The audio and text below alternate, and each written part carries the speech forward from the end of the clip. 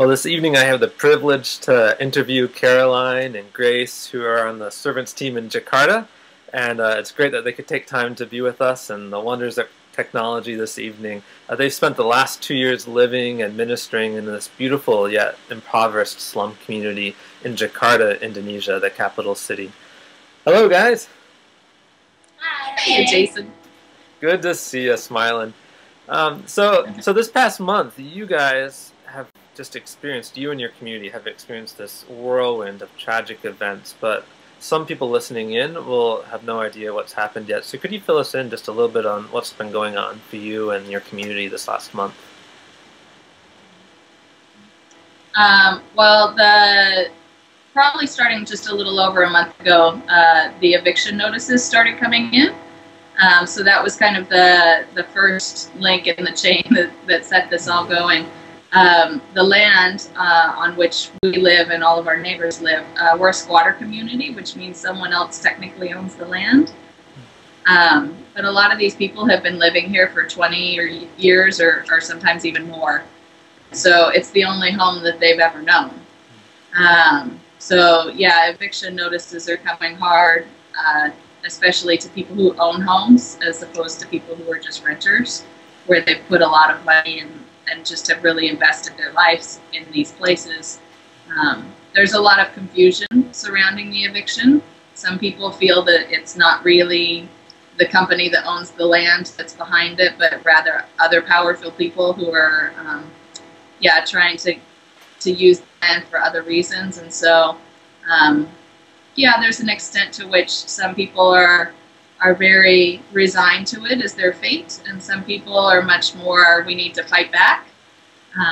And so the eviction is something that affects a large part of the community.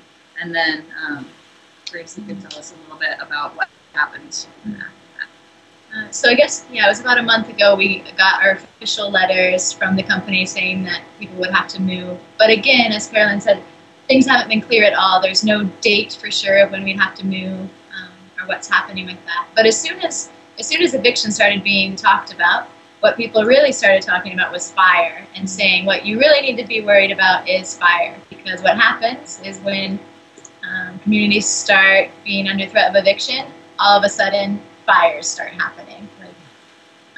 Very shady business. And so we knew that fire was a threat, something that could be real. And when we visited the team in Manila, we talked with them about evictions and fires and their experience with that as well.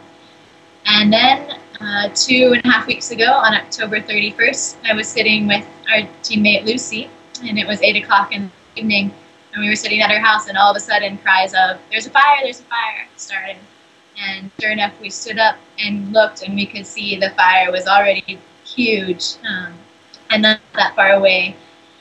And so that was a very incredible experience to be with our neighbors in that time, for people to start grabbing all of the possessions that they could and moving to safer ground, and waiting to see if the fire would come as far as our house, as far as our immediate neighbors' houses. And it didn't, but the fire did destroy about 200 homes in a neighboring community where I have many friends and hang out there every day. And so, it's been an extremely trying time of seeing people who have lost everything. The homes that got destroyed, they didn't have time at all to grab anything. The fire was so large right away that there was no time except to grab their children and run. And so people lost their government ID cards, they lost their school diplomas, they lost their wedding certificates, and they lost all their possessions except the clothes on their back. And so to journey with my friends in this has been really profound, and seeing them in such physical suffering, but then still they manage to smile and laugh, and the children are still beautiful and play even as they are living on top of a garbage heap. And so, it's been a privilege really to journey with that community after the fire. Yeah. So you said, this fire happened 8 o'clock at night, so it was already dark. when you guys got up the next morning, I remember that night, one of you sent out an email saying, please pray, there's this fire. It's just been 2 hours ago, you know. And in the morning, we're going to get up and survey the damage. And you talk about how 200 homes completely destroyed. Luckily, by God's grace, no lives lost, but people losing everything. You know, as the days unfolded after that, here's these people with literally nothing, you're saying. What was God stirring in you guys to ways to help? You put an appeal for donations, and money started to come in for that. And what were some of the ways, you know, that you felt God prompting you guys to try to help the neighbors? And what are some of the ways you've seen neighbors caring for themselves as well during this time? I think we knew right away that we wanted to respond as much as we could. And because of our time in Manila, we had talked with the team there about different fire relief they had done. So we had kind of an idea of basic cooking supplies, a basic stove so people could start cooking again, basins for people to wash laundry in. So we knew that was something we would want to do eventually. But we really wanted to hear from the community about what they felt was most pressing. And so in my first afternoon and evening with my friends there, I started asking people, so what do you think is most needed right now? And there was immediate help that came in from government and many different sources of like bringing food that was already prepared and providing large tents where all of the people who had lost their homes were sleeping in.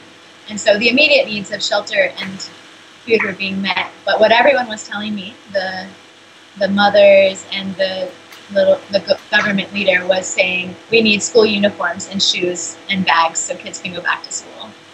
Because in Indonesia, everyone has to wear uniforms and matching shoes in order to go to school. And so there are all these kids, about 100 children, who wouldn't be able to go to school unless they got uniforms again. And so they told me that's what they wanted, and so we said, okay. We went shopping. Yeah.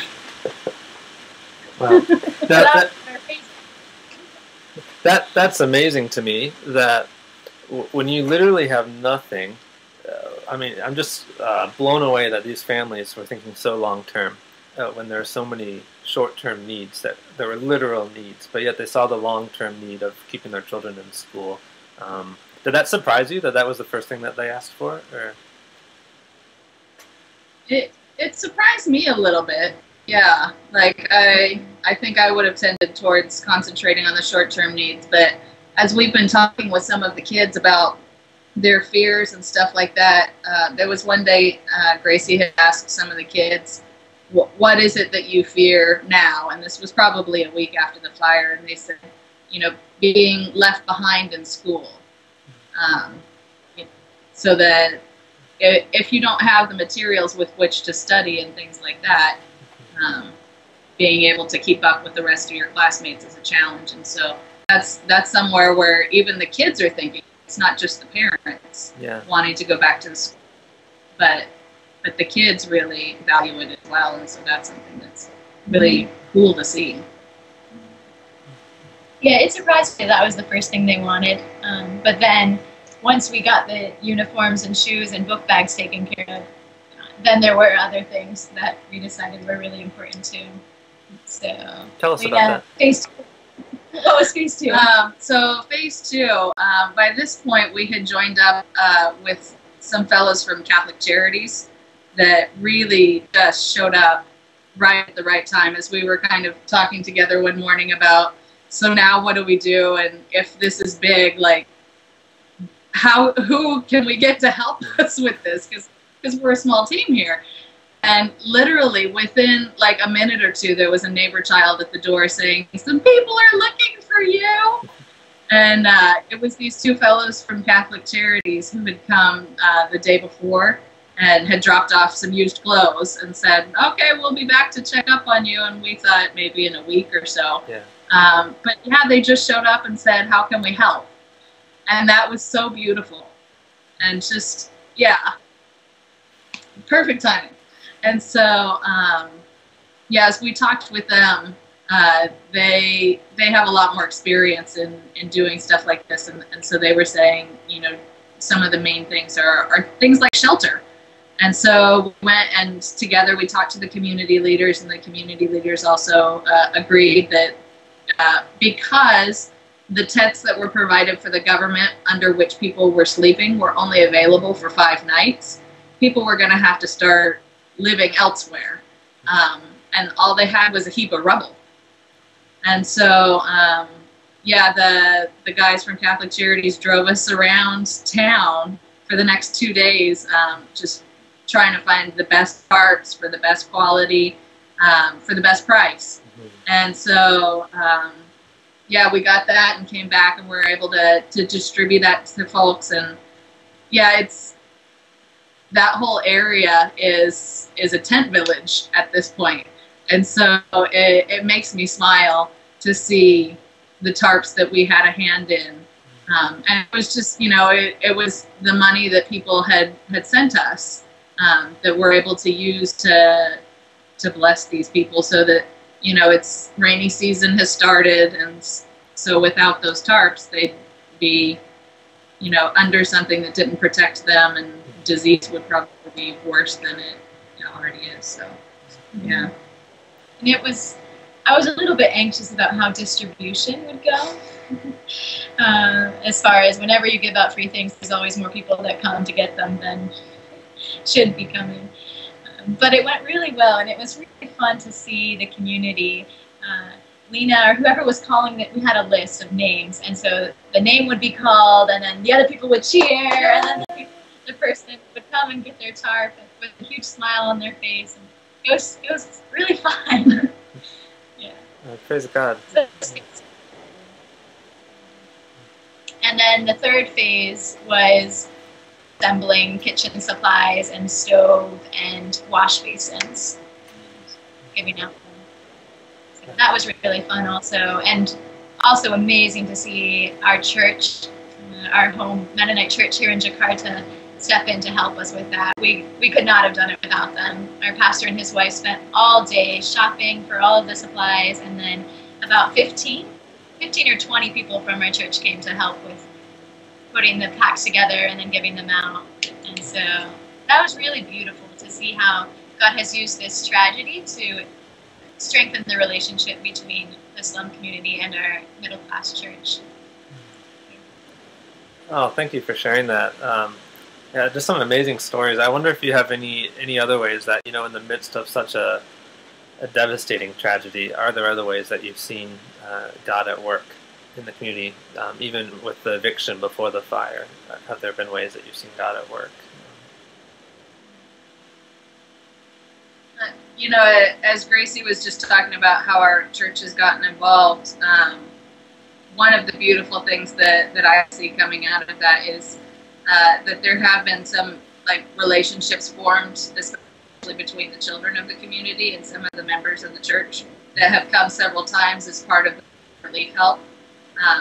And so to see those kind of bonds forming, I think is something really beautiful. And so, yeah, I think it makes God smile.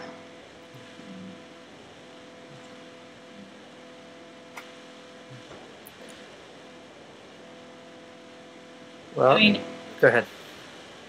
Yeah, there's so many stories. I feel like we've seen God be so faithful every single day. The story of the Catholic guy showing up at our doorstep, the stories of how our pastor and wife have dropped everything to help us, 4 days. And then there's simple stories of me just sitting with my friends who lost everything and talking with them. There was the first night after the fire, I was sitting with my friend, a mother of 2 kids, whose house was the last one to burn. She was telling me about how she just, could stand on the pile of garbage and watched her house go up in smoke. But we were sitting there talking, and I don't remember what led to this, but she looked at me and she said, Is Caroline also a follower of Jesus? And I said, yeah. And she said, followers of Jesus are amazing people. And so I think through this whole process of people seeing that we love them and seeing our church come in to help as well, people are experiencing the love of Jesus, I think, and not just seeing it as grace and and Lena are really nice people, but like we're trying to point it back to God and Jesus. And even in our community here, like that wasn't affected by the fire with our immediate neighbors, but is still under the threat of eviction. There was one night Lucy had come over, Lucy, our teammate, and the three of us were sitting downstairs, and Grace was playing the guitar, and we were singing praise songs. And the kids are always, they love music, and so they came and they sat, and they didn't know the songs, but they sat and they listened. And as we finished singing, we prayed. And part of our prayer was that the eviction wouldn't happen, because we like living here, and we like these people. And yeah, there seems a lot of injustice that goes along with it, especially in light of the fire. And some of the mothers the next morning admitted that they had been listening in and had heard us praying, and we're very touched by that. And as a result of that, a couple of times now we've had gatherings at our home where the local women have come together and we pray together. And so we'll read like from the Psalms, like Psalm 121, I lift my eyes up to the hills, where does my help come from? And we'll pray in Indonesian, and then they'll pray in Arabic, and then we'll all, have food together, and just, yeah, it's a beautiful time of being together with the neighbors in that way. And yeah, so I think that's been something beautiful that's come out of something not beautiful. It's a beautiful story for me of the power of living amongst those that God has called us to be with. How, like, you were just living life, praying out of deep concern for your neighbors and your neighborhood, and the eavesdropping, the hearing in on the conversation. That wouldn't have happened, even if you lived a couple blocks away. So just a wonderful story. Well, it's been a week and a half, 2 weeks now, and it's just been a busy time since that fire. And I know you guys just got back from a few days away to rest and try to rejuvenate yourselves. But I wonder, what are some ways that we can be praying for you? Those that have been donating, our prayer supporters, your prayer supporters that are listening in. I know I have a deep concern for your neighbors, but we also know you guys. Many of your supporters know you well and are concerned for your well-being and want to know how we can be praying for you.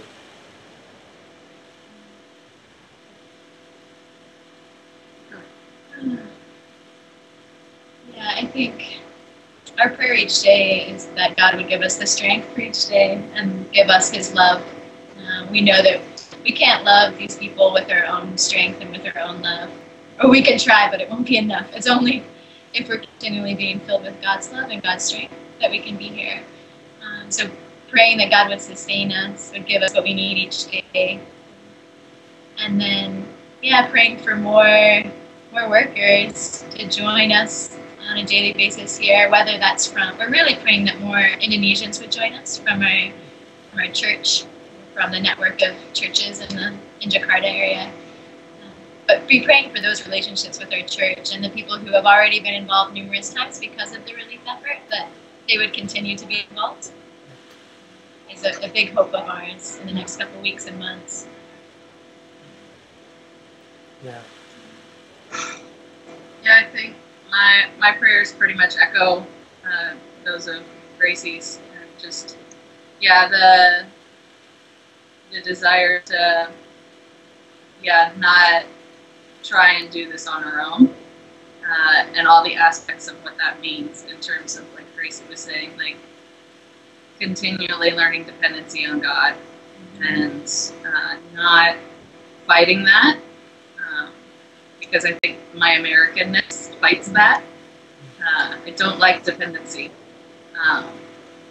and yeah, those verses that talk about in obedience is your rest and is your peace.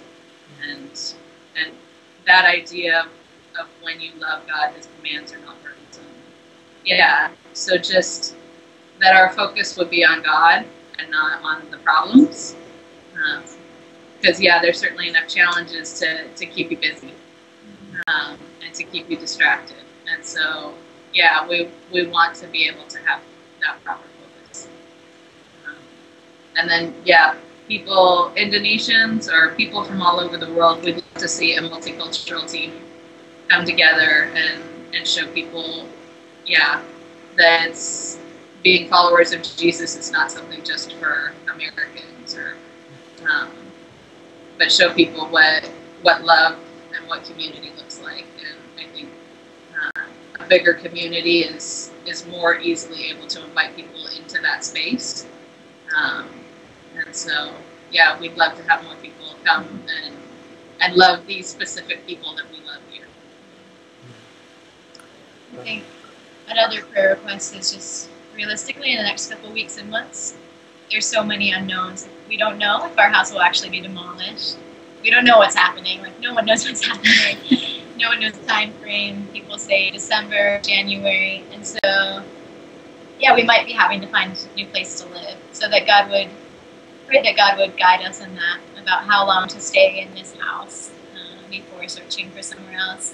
A number of our neighbors have already moved. Eight families from our immediate alleyway have already found other housing in land that won't be demolished. So it seems like people who can get out are getting out. So wisdom about how long to stay before searching for somewhere new. But hopefully, if this does get demolished and we have to move, we can find places that aren't too far away with relationships that we've already been investing in. Because there is kind of a cluster of slum communities there, yeah, or squatter communities all near each other. So. And not all of them are under eviction. So I think that was, for me, one of the even more tragic parts of the fire is that community wasn't supposed to be evicted. It was the community next door that was, yeah, on fire. And so, yeah, I don't think those people were as much on the lookout and prepared for fire as much as people in our community have been recently. And so, yeah, that was... Well, thank you guys for taking time to share about the events that have been unfolding for you, and for spelling out some specific ways we can be praying for you both. And those that are listening, you've heard an appeal that they're praying for more Christians from Indonesia, from around the world, to join them. And if God's nudging on your heart to find out more, I'd encourage you to go to www.servantsasia.org. It's www.servantsasia.org. And you can read about the team in Indonesia, or you can email us at info@servantsasia.org to find out more. Thank you both. Thank you, Gracie. Thank you, Caroline, for taking time. Bye-bye.